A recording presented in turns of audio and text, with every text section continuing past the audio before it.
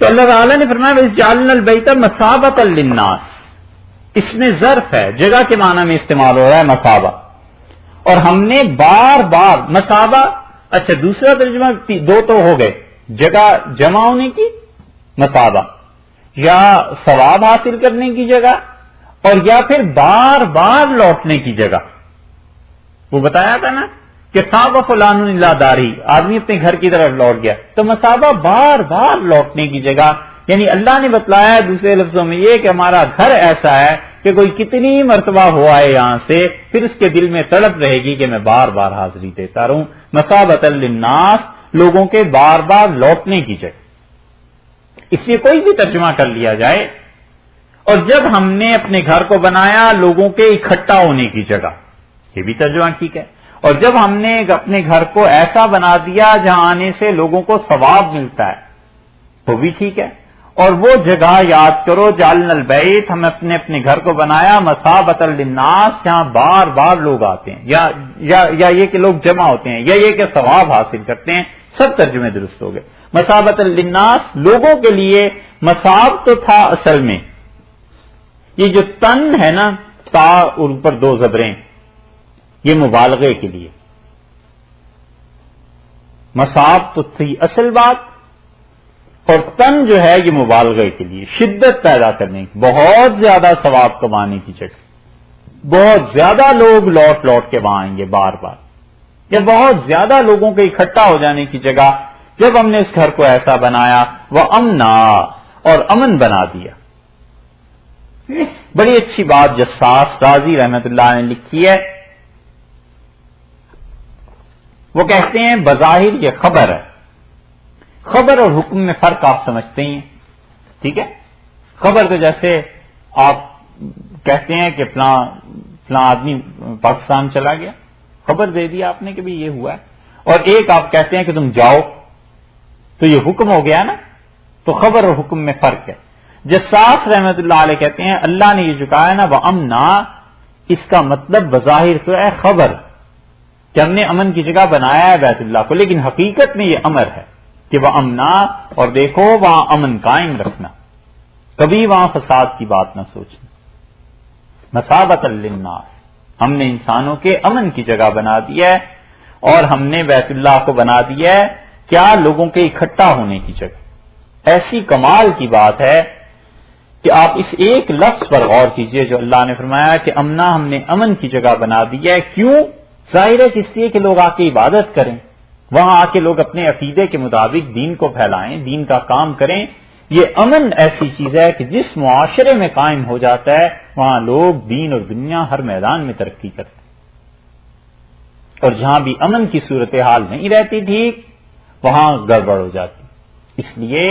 جتنی اسلامی حکومتیں اب دنیا میں ہیں نا، بڑا مسئلہ یہ ہے کہ کسی طرح وہاں امن پیدا ہو جائے، امن پیدا ہو جائے لوگوں کی جان کے تحفظ کے لیے، امن پیدا ہو جائے لوگوں کے حقوق کے تحفظ کے لیے کہ انصاف ملنے لگے، امن پیدا ہو جائے لوگوں کو معاشی طور پہ ان کی جو ریکوائرمنٹس ہیں وہ پوری ہونے لگیں۔ اگر یہ کہیں بھی ہو جائے تو یہ دین خود بخود پھیلے گا۔ اس دین میں بڑی جان ہے، بڑی طاقت، بڑی قوت۔ امن نہیں ہے کہ نتیجہ یہ کہ جن ممالک میں امن ہے، جان کو تحفظ ہے، مال کو تحفظ ہے، حقوق کو تحفظ ہے، عدالت تحفظ دے دیتی ہے، معیشت کو تحفظ ہے، وہاں کے لوگ چاہے وہ کتنے ہی بدمعاش ہوں اور کتنے ہی ظالم اور دنیا میں جو کچھ مرضی کر رہے ہوں، جو ان کے شہری ہو گیا اس کو امن نصیب ہو گیا نا، اب وہ جس مذہب ملت سے تعلق رکھتا ہے وہ اس کے لیے پھر کام کرتا ہے، اور اگر وہ کفر ہے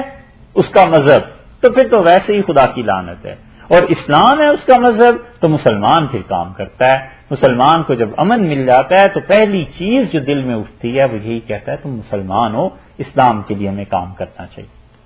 چاہے وہ ڈائریکشن کوئی بھی اپنا لے، مگر اسلام کے لیے امن ایسی چیز ہے، یہ امن نہیں رہا۔ امن پیدا ہو جائے بہت سے کام درست ہو جائیں۔ وَجَعَلْنَا الْبَيْتَ مَثَابَةً لِلنَّاسِ وَأَمْنًا، امن کی وہاں بھی ضرورت تھی۔ اللہ نے فرمایا ہم نے امن وہاں بنا دیا، ایک یا یہ کہ وہاں امن قائم رکھنا، اس سے مراد پھر یہ ہوگی کہ وہاں جو حکمران ہیں ان کو آرڈر دیا ہے کہ وہاں امن قائم رکھنا۔ وَاتَّخِذُوا، اور بناؤ، من مقام ابراہیم، حضرت ابراہیم علیہ الصلوۃ والسلام کے کھڑے ہونے کی جگہ کو مصلی، نماز پڑھنے کی جگہ بنا۔ مقام ابراہیم وہ ہے جہاں پہ اس ابراہیم علیہ الصلوۃ والسلام نے جس پتھر پر کھڑے ہو کے بیت اللہ کی تعمیر کی تھی، اور ابھی تک وہ محفوظ ہے۔ وہ پتھر جو ہے اس پہ حضرت ابراہیم علیہ الصلوۃ والسلام کے پاؤں کا نشان بھی ہے، اور وہ نشان آپ دیکھیں گے جیسے ہمارے ہاں 7 نمبر کا پاؤں ہوتا ہے، 6 نمبر کا، ایسا ہے وہ پاؤں۔ اور فقہا نے لکھا ہے کہ ہر آدمی کا پاؤں اس کے ہاتھ کی ایک بالشت اور 2 یا 3 انگلیوں کے برابر ہوتا ہے، اور وہ کہتے ہیں کہ جتنا پھر اس کا پاؤں ہوتا ہے اس سے 8 یا 9 گنا انہوں نے لکھا ہے کہ اتنا اس کا قد ہوتا ہے، یا 6 اور 7 کے درمیان یا 8 اور 9 کے درمیان، یہ شامی میں بحث ہے، ایک فقہ کی کتابوں میں ایسی چیزیں آتی۔ خیر، ارشاد فرمایا کہ واتخذوا من مقام ابراہیم مصلی، اور ابراہیم علیہ الصلوۃ والسلام کے نماز پڑھنے کی جو جگہ ہے اس کو بنانا تم، جو بیت اللہ کے قیام قائم کرنے کی جگہ ہے اس کو تم بنانا مصلی، نماز پڑھنے کی جگہ۔ محققین کہتے ہیں کہ یہاں پہ اللہ تعالیٰ نے یہ کیوں کہا ہے کہ مقام ابراہیم، ابراہیم علیہ الصلوۃ والسلام کے قیام کھڑے ہونے کی جگہ، اور وہ کہتے ہیں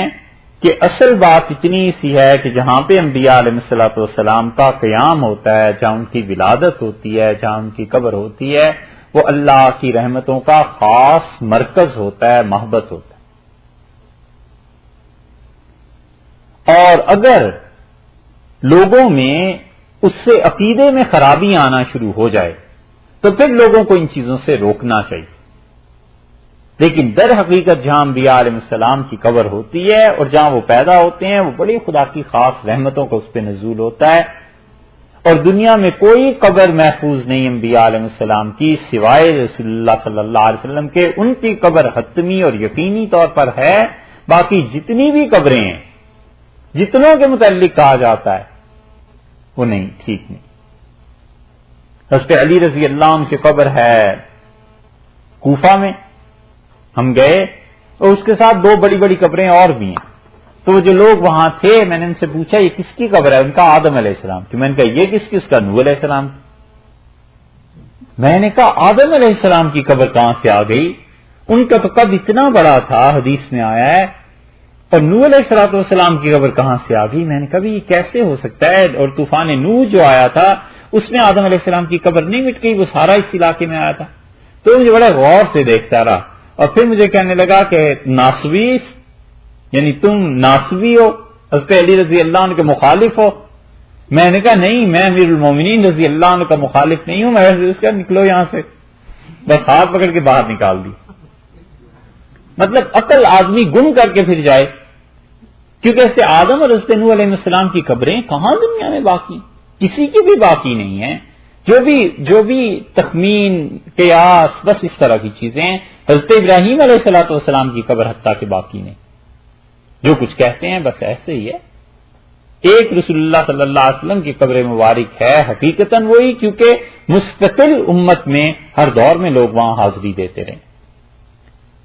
اور اسی لیے رسول اللہ صلی اللہ علیہ وسلم جب گئے ہیں معراج میں تو 11 یا 13 جگہ رسول اللہ صلی اللہ علیہ وسلم نے اتر کے نماز پڑھی، اور ان میں سے نسائی کی روایت میں صحیح احادیث میں آیا ہے کہ جبریل امین نے آپ کو بتایا کہ یہ وہ جگہ ہے جہاں سے عیسیٰ علیہ الصلوۃ والسلام پیدا ہوئے تھے، تو رسول اللہ صلی اللہ علیہ وسلم اترے اور حدیث میں آیا 2 رکعتیں آپ نے پڑھی۔ تو یہ سب چیزیں ان لوگوں کے لیے ہیں جن کا عقیدہ درست ہو اور اپنے طور پہ کوئی عمل کر لے، وگرنہ عام لوگوں میں جب بات چلی جاتی ہے تو لوگ پھر اپنے مشائخ کی قبریں، پھر مشائخ کے بیٹھنے کی جگہ اور کیا کیا لمبی باتیں کرنا شروع کر دیتے ہیں۔ نہ تو اس مبالغے میں جانا چاہیے اور نہ بالکل ہی انکار کر دینا چاہیے، اعتدال کی راہ رکھنی چاہیے کہ اصل ہے ان چیزوں کی، لیکن یہ کہ اگر عقیدہ خراب ہوتا ہو پھر ایسے نہیں کرنا چاہیے۔ امام شافعی رحمۃ اللہ علیہ نے خود لکھا ہے کہ میں نے اپنے بچپن میں مکہ مکرمہ میں ائمہ کو دیکھا، اماموں کو، یعنی بڑے بڑے لوگوں کو جو مکہ مکرمہ میں قبریں پکی بنا دی گئی تھیں ان کے گرانے کا حکم دیتے تھے، کن چیزوں کو گراؤ۔ اور امام شافعی رحمۃ اللہ علیہ تبع تابعین میں سے ہیں، تو انہوں نے جن کو دیکھا ہوگا وہ یقیناً تابعین کے درجے تک تو ہوں گے، تو بڑا مقام تھا ان اثرات کا. اس لیے دونوں ایکسٹریمز سے بچنا چاہیے، نہ تو یہ کہے کہ ان چیزوں کی کوئی اصل ہی نہیں، اور نہ یہ کہے کہ ان چیزوں کی اصل اتنی بھی ہے کہ خود میرے بعد مرنے کے میری جگہ کو بھی ذرا مرکز بنا لینا. ہاں یہ سب چیزیں حد اعتدال سے ہٹ جانے کی، اور اسی وجہ سے حضرت عمر رضی اللہ عنہ جیسے آدمی کے لفظ آئے جو بیت اللہ میں گئے تو انہوں نے حجر اسود کو کہا کہ میں جانتا ہوں تم میں کوئی نفع اور نقصان نہیں ہے، اور اگر میں نے رسول اللہ صلی اللہ علیہ وسلم کو نہ دیکھا ہوتا کہ تمہارا بوسہ لے رہے تھے میں کبھی تمہیں بوسہ نہ دیتا. ان جیسے آدمی توحید کے معاملے میں جن کا موقف یہ تھا، وفات سے پہلے حضرت عبداللہ ابن عمر رضی اللہ عنہ کو بلایا اور کہا جا کے حضرت عائشہ رضی اللہ عنہ سے کہو کہ اگر وہ اجازت دیں تو میں چاہتا ہوں میرے جو دونوں بزرگ تھے جو دنیا سے چلے گئے ان کے ساتھ مجھے قبر کی جگہ مل جائے. اور جا کر یہ نہ کہنا، احتیاط دیکھو، فرمایا یہ نہ کہنا کہ امیر المومنین نے بھیجا، کیونکہ آج کے دن میں نے تمہارا کوئی کام نہیں کیا صبح سے تو میں تمہارا امیر نہیں ہوں. یعنی جس دن کام نہیں کرتا کوئی اس دن وہ امیر نہیں رہتا. اور فرمایا کہ ان سے یہ درخواست کرو. تو عبداللہ ابن عمر رضی اللہ عنہ کہتے ہیں میں جب لوٹ آؤں تو برابر ان کی نگاہ دروازے کی طرف لگی ہوئی تھی. تو میں نے عرض کیا کہ بشارت ہو آپ کو، اور عائشہ رضی اللہ عنہ نے کہا وہ جگہ میں نے اپنے لیے رکھی تھی اور عمر کو میں اپنی جان پہ ترجیح دیتی ہوں، ان کو کہو ان کے لیے ہم قبر بنائیں گے. تو اس کے عمر رضی اللہ عنہ نے کہا کہ اکبر ہمی، سب سے بڑا بوجھ میری طبیعت پہ یہی تھا کہ وہاں قبر کی جگہ ملے گی یا نہیں ملے گی. اور پھر بھی فرمایا کہ مجھے غسل دینے کے بعد میرا جنازہ وہاں رکھ دینا اور پھر ام المومنین سے پوچھنا، ایسے نہ ہو کہ میرے روب کی وجہ سے وہ یہ بات کر رہی ہوں، اور اگر اس وقت وہ نہ کر دیں تو مجھے جنت البقیع میں دفن کرنا عام مسلمانوں کے ساتھ. تو رسول اللہ صلی اللہ علیہ وسلم کے قرب میں اور ان کے پاؤں مبارک میں یا اس جگہ میں کوئی چیز تو تھی کہ حضرت عمر رضی اللہ عنہ جیسا انسان کہتا ہے کہ مجھے وہاں دفن کرنا. تو اس لیے ان چیزوں کا سرے سے انکار کرنا بھی مناسب نہیں اور وہ دوسری حد بھی مناسب نہیں. اللہ نے فرمایا من مقام ابراہیم مصلی، اور ابراہیم علیہ الصلوۃ والسلام کے قیام کی جگہ کو نماز کی جگہ بنا لو. یہ وہ نماز ہے جو طواف کرنے کے بعد 2 رکعتیں پڑھتے ہیں نا، واجب ہو جاتی ہیں. یہ وہ ہے، مالکیوں اور حنفیوں کے نزدیک واجب ہیں اور امام شافعی رحمۃ اللہ علیہ کے نزدیک سنت ہیں، اور ہمارے نزدیک پورے مکہ میں کہیں بھی پڑھ لے اس کے ذمہ ادا ہو جائے گا. یہ ضروری نہیں ہے کہ اس مقام پر ہی پڑھے، پیچھے جا کے کہیں پڑھ لے، حتیٰ کہ گھر واپس لوٹ کے پڑھ لے جہاں مکہ مکرمہ میں ٹھہرا ہوا ہے تو بھی یہ 2 رکعتیں ادا ہو جائیں گی. اگر آپ عمرہ کر رہے ہیں تو اس کے بغیر تو نہیں ہوتا نا؟ ہاں واجب ہے مسلم، ہر طواف کے بعد واجب ہے، چاہے وہ عمرے کا طواف ہے، چاہے حج کا طواف ہے، چاہے ویسے آپ طواف کریں. کیونکہ آپ کہہ رہے تھے کہ گھر بھی جا کے پڑھ سکتے اگر جی مکے کے اندر چلا گیا نا جی کہیں جہاں ٹھہرا ہوا ہے وہاں جا کے پڑھ میں رہتے ہیں تو گھر جلتا ہی پڑھا.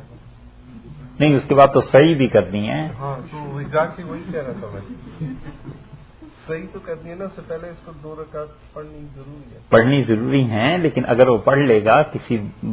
کسی وجہ سے باہر چلا گیا، ٹھیک ہے، پھر گھر جانا پڑ گیا، وضو کرنے کے لیے گھر چلا گیا، وہاں 2 رکعتیں پڑھنی ہے، بیت اللہ میں اتنا رش تھا نہیں پڑھ سکتا، باہر جا کے پڑھنی ہو جائیں گے. یہ